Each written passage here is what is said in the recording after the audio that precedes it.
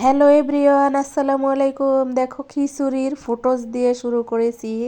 খিচুড়ি, মুরগির মাংস এবং পেঁয়াজ আর শুকনা মরিচ ভাজা, হাতে ডলেছে লবণ দিয়ে। এগুলো আমার রাজকন্যা রান্না করেছিল। তারপরে দেখো, তোমাদেরকে বলেছিলাম না, এই সেই মালংস শাক আবারও নিয়ে এসেছে আমার হাজবেন্ড। আর এই যে দেখো, তার সাথে ছিল কিছু আম। তারপরে দেখো, আমি এই যে পেঁপে রান্না করব, ডাল রান্না করব আর মাছ ভাজা করব। দেখিয়ে দিলাম তোমাদেরকে কিছু কিছু লুক। এটা কিন্তু ভিডিও না, এটা শুধু ফটো এবং পিকচারগুলো আজকে তোমাদের মাঝে শেয়ার করার একটাই উদ্দেশ্য। এই পিকচারগুলো আমার হাজবেন্ড তোলে।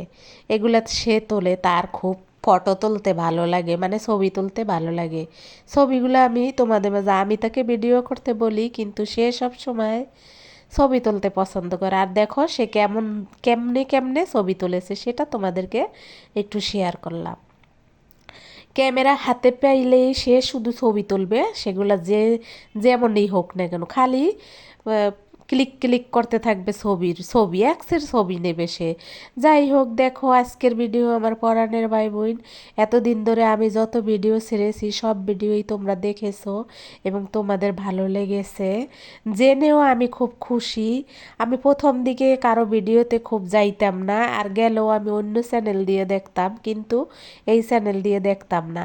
তাই তো আমার প্রথম দিকের ভিউ একেবারে কম। তোমরা দেখতে পারো আমার প্রথম দিকের ভিডিও, পরাণের ভাই বোন। যদি তোমাদের মনে হয় প্রথম দিকের ভিডিও দেখলে বুঝতে পারবা, সেখানে অনেকেই আমাকে কুটুক্তিক করে কমেন্ট করেছে, অনেকে অনেক ধরনের কমেন্ট করেছে।